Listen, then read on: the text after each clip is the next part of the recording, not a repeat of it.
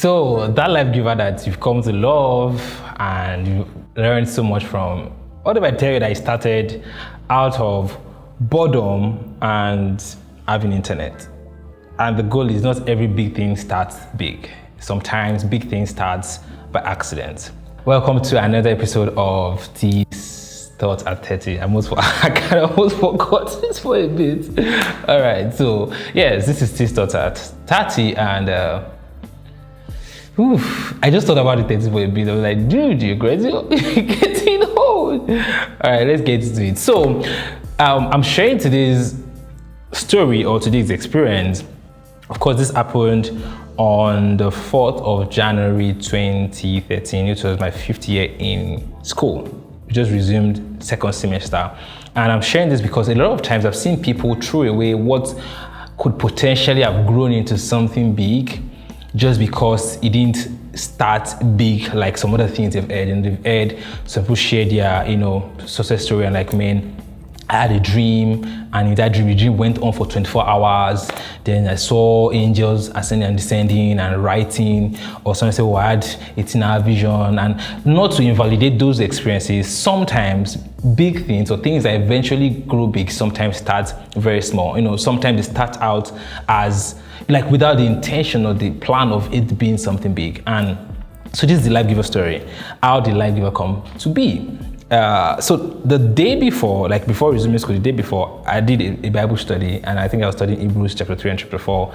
And there's this thing I learned. I saw Pastor Aaron doing is like he would fold an A4, plain A4 sheets into two, like jot into it and stuff. Like the habit to pick up was weird. So I did the same thing. I jotted it. It was a really good study. Then next day, resuming school. I know first day of resumption in school, you don't do anything. And because there are not so many people in school, if you attend a university, you can release what I'm saying. The internet is always normally fast. That's the fastest the internet is in your life experience. So, I've downloaded stuff, I've done everything, and now I'm bored. I know there'll be welcome assembly later in the evening, but I wasn't doing anything. And I saw the jotting I made the day before, and I just thought about it. I was like, Tolu, okay, you write, or you started writing, and in 20 years, where will all these journals be? Where will these notes be? And I'm like, I can't be carrying journals up and down. That time we used to like nice looking journals, cool journals. But I'm like, how many books can I carry up and down? Not everybody, all of us will be like Papa that can carry, Papa used to show us all the journals we're using. I'm like, things have gone digital, except there's maybe a digital apocalypse or something where all power goes off, or internet disappears. Type this thing, save it on the internet.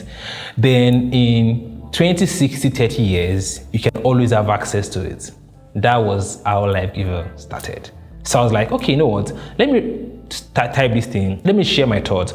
Also, prior to that time, in Korean University, I'd been in one chaplaincy or the other. So almost from like my 100 level to like my 400 level, I always had a platform where I'm teaching, I'm speaking, I'm this or that, coordinator, chaplain, blah, blah, blah. But my final year, I didn't really have any platform to talk again. But I still felt like I had something to share. So I was like, you know what, Tolu, just write this thing down, put them on the internet, and anyone that cares to read, let them read. I remember the year before, I was talking with a friend of mine, Success, Ajayi Bayo, and we're talking about blogging because that was the era of the bloggers, the Olori Supergirl, the Bella Naija, the of course Linda Ikeji, who forgets. So, and I was like, no, everybody's opening blog. I won't join the bandwagons of bloggers. But just less than a year after, I started it. But I didn't start it with it being anything. I started it with just the mind of me stirring up my thoughts, and anyone that cares to read should read. I remember I made the first post, I made the second post. The first two posts were from the study I did. If you still go go to the very beginning, but you have to scroll through like 2,000 articles. That's a lot. But yeah, you still see those articles, they're still there. And I just started sharing with some of my friends who around me, Kenneth, Banisi, and some other people. And they were like, oh my God, they were blessed. I'm like, oh, okay, cool. Then someone was like, I started receiving comments. Like, where have you kept all this gift all this while? Like, you can really write? I'm like, really, I can write? I never thought I could write. I knew I could talk, but I never knew I could write. And it just kept going on. Oh my God, this blessed me. Wow, I learned so much. This touched me. And all the comments and feedbacks made me realize that there was something to this thing. And like, if God was using this platform I might as well continue. And everyone around me that time, felt the heat of it. My roommate, Don AKH, okay, that's what I used to call him, Akinwumi Bello, was my roommate for a wilder period. And I always used to be to help me edit because I knew my English wasn't so good, like, help me edit.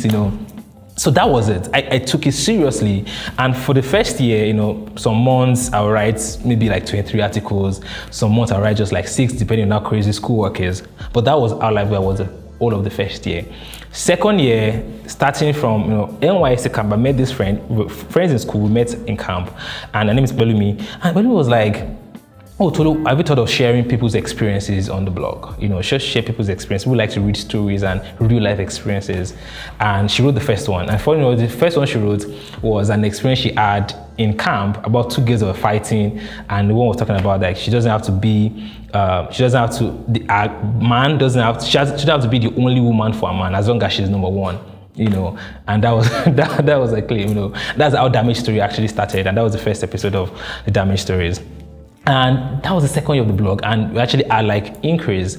And fast forward, we've had a merchandise line. We had internet radio that ran for 2 years. We had a media consult. We had a period in which we had like maybe like 12 staff, and this is starting like past tense. We're still doing great things. Yeah, bigger things are still coming. Yeah. Okay, yeah. Let's just continue. So the whole purpose of this is that platform that today has now become a thing that people are actually being blessed by. One of the most shocking, one of the biggest comments or testimonies I've had from Live was someone that she said she was literally contemplating suicide, and someone just shared the article on her status, and it was just what she needed. I've seen many people say, it's as if you guys are anticipating my thoughts, and you're addressing it. And that platform has come to help many people over the years. Started out of boredom and having internet, So anything, that reminds me of that scripture that says, anything you find to do with all your power. It doesn't mean you have to force every small thing to become big, but if you see something that is working, someone being blessed by it, just go ahead and do it. If you have an opportunity to intern somewhere, you have an opportunity to visit a place. A lot of times I believe that God brings opportunity our ways, and sometimes you don't even know what the opportunity is going to grow into. So just give it your best, do your best at that time, and just might never know. So to everybody that you have an idea right now that nobody knows anything about, that's fine, just keep at it. It might be for a season, it might be forever, and that's another thing I'm going to be sharing in another episode, how sometimes it's okay to quit. Like I said, that we had Live Giver Radio. I stopped it, and to some people it might look like failure, but that's story for another day. So, but while you have it, keep at it. While you have it, keep at it. So the summary is, don't invalidate what you have just because it's small or didn't start out like many other popular success stories you've heard.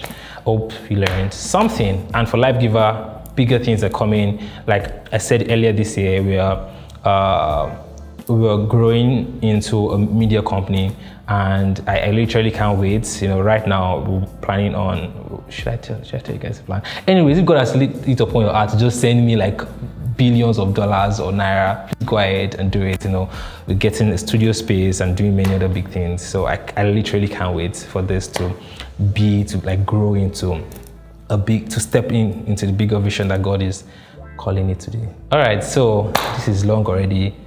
Watch previous ones, watch the next ones.